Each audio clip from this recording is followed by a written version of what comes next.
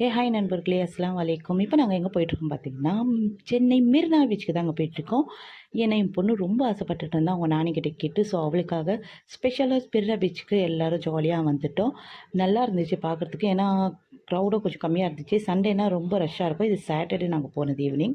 அதுக்கப்புறமா என்ன பண்ணோன்னா, ஜாலியாக கொஞ்ச நேரம் விளையாடிட்டு, வீட்டிலேருந்து என் தங்கச்சி வந்து ஸ்நாக்ஸ் எல்லாம் செஞ்சு எடுத்துகிட்டு வந்துட்டா. காஃபி எடுத்துகிட்டு வந்துட்டா ஃப்ளாஸ்கில். அதுக்கப்புறமா வந்து அரிசி உருண்டை, சத்து மாவு உருண்டை, முட்டை போட்ட மக்ரூனி, அதுக்கப்புறமா ஜவ்வரிசி, உருண்டை பாயாசம் இதெல்லாம் எடுத்துகிட்டு வந்துட்டா. ஜாலியாக என்ஜாய் பண்ணி சாப்பிட்டுட்டு இருந்தோம்.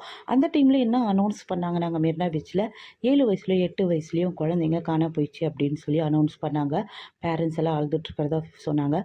எங்களுக்கு வந்து அது கேட்டோன்னே ரொம்ப ஷாக் ஆயிடுச்சு. அங்கே இருக்கிறவங்க எல்லாருமே அவங்கவுங்க குழந்தைங்கள கையில் பிடிச்சிக்கிட்டாங்க. நீங்கள் எங்கே போனாலும் குழந்தைங்கள கொஞ்சம் பத்திரமா பார்த்துக்குங்க. ஏன்னா குழந்தைங்க தான் நமக்கு முக்கியம். அதுக்கப்புறமா மெரினா பீச்சுக்கு வந்து பஜ்ஜி சாப்பிட்லனா எப்படின்னு சொல்லி ஒரு பிளேட் பஜ்ஜியோ வாங்கியாச்சு. இந்த மாதிரி வீடியோ உங்களுக்கு பிடிச்சிருந்துச்சுன்னா லைக் அண்ட் ஃபாலோ, சப்ஸ்கிரைப் பண்ணிங்க. எனக்கு சப்போர்ட் பண்ணுங்கள். பாய்.